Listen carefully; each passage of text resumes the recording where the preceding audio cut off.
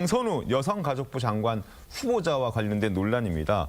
최근 보좌관 갑질 논란이 계속 불거지고 있는 그런 상황입니다. 보좌관들을 46번이나 바꿨다. 그리고 집에 화장실과 관련된 일도 시켰다. 이런 보도들이 계속 불거지고 있습니다. 지명 후 첫 출근 때 모습 잠깐 볼까요?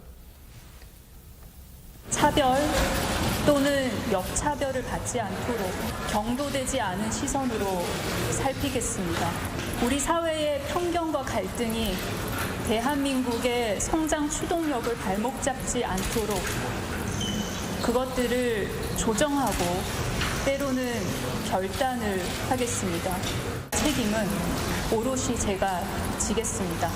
더 아픈 곳, 더 낮은 곳으로 저의 몸과 마음이 흐르도록 하겠습니다. 국민께서 들려주시는 이야기를 더 낮은 무릎으로 그리고 몸을 더 기울여서 듣겠습니다.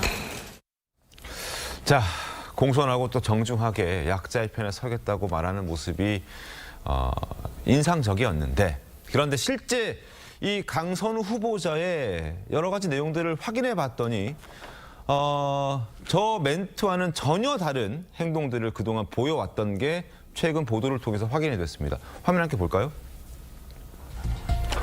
자, A 보좌진. 자, 보시죠. 집 쓰레기 모이면 갖고 내려와. 국회나 지역구 사무실에 분리해 배출해. 집 변기 살펴보라고 지시도 받았다. 우리 집 변기가 문제가 있으니 가서 너 좀 고쳐봐. 이런 내용입니다. 이게 가당키나 한 내용인가요? 자, 또 다른 게 있습니까? 여러 가지 내용들이 상당히 많은데 지금 집에 있는 쓰레기도 정리해라, 뭐도 정리해라, 집에 있는 화장실도 고장났으니 살펴보라. 이게 사회적 약자와 지금 잘 살피겠다라고 얘기했던 여성가족부 장관 후보자에서 나올 행동인가요? 그리고 국회의원과 보좌진의 관계를 봤을 때 절대 갑이죠, 국회의원이. 그런데 저런 얘기를 했다? 보좌진에게 갑질했다? 어떻게 보셨습니까, 정원희 대변인님? 글쎄, 우리가 어떤 기업에서 사람을 채용하려고 할 때, 네? 더군다나 이제 경력직 직원을 채용하려고 할 때 제일 먼저 체크해 보는 게 그 사람의 레퍼런스 아닌가요? 그러니까 그렇죠. 그분이 기존 직장에서 어떤 활동을 했고 동료들로부터는 어떤 평가를 받았는가, 이것에 대한 평가가 가장 먼저고 그것을 바탕으로 적임자라고 생각한 사람을 면접 보는 셈인데, 네. 지금 강선우 후보자 같은 경우에는 국회 생활을 5년 했어요. 그런데 그 대부분의 생활을 사회적 약자를 보듬는데 또 본인의 개인적인 사정도 좀 있는 것으로 알고 있습니다. 그런 역할을 하는데 충실하겠다고 했는데 실제로 후보자가 돼서 검증 대상에 오르다 보니까 네. 함께 일했던 사람들, 더군다나 이분과 함께 모셨던 분들 아닙니까? 그렇죠. 그 보좌진들 사이에서 이 정도의 평가를 받는 분이 여성가족부 장관이라는 역할에 적합한 사람인가? 굉장히 이해하기가 어렵습니다. 그러니까 이재명 대통령이 이번 인사를 통해서 굉장히 유능한 사람을 적재적소에 쓰겠다라고 약속했는데 실제 검증 과정에서 드러난 후보는 조금 전에 본 이진숙 교육부 장관 후보자와 마찬가지로 네.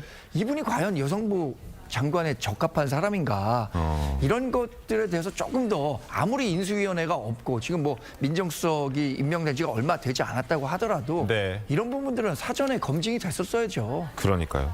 물론 강선우 후보자의 입장도 있습니다.